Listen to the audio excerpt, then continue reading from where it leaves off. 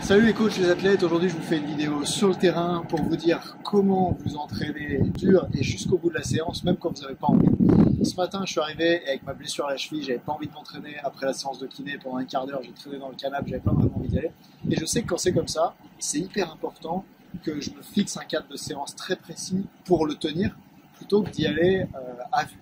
Et donc quand je suis allé faire ma séance d'entraînement après, au lieu de faire comme hier où j'ai juste fait au feeling parce que comme je reprenais avec ma cheville, je voulais pédaler un peu sur le vélo, aujourd'hui j'ai écrit très précisément ce que je voulais faire.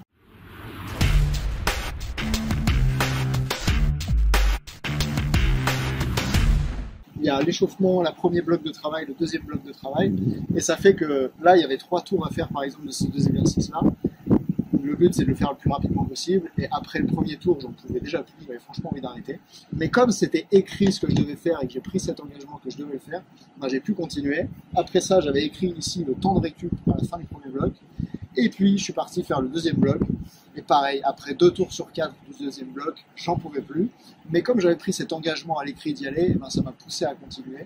Ce qui est sûr, c'est que si à la fin du premier bloc, je n'avais pas écrit la suite de la séance, je l'aurais pas faite, parce que j'étais tellement mort après le cardio ici, qu'une partie de moi aurait dit c'est bon, ça suffit, t'as fait le job. Et le fait d'avoir pris cet engagement à l'écrit avant, ça me pousse à accomplir la séance en entier. Et je pense que c'est quelque chose de super intéressant à retenir.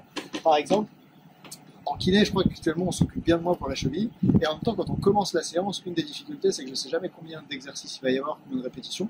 Après tout, peut-être que c'est normal parce qu'en kiné on doit s'adapter à ce qu'on voit pendant la séance, mais ce que je sais c'est que cette façon-là de faire en prépa physique, elle est assez limitante dans le sens où si tu laisses ton cerveau au moment où il est fatigué décider c'est quoi la suite, et ben il va souvent te proposer des challenges beaucoup moins difficiles que ce que tu aurais pu accomplir si tu avais décidé avant.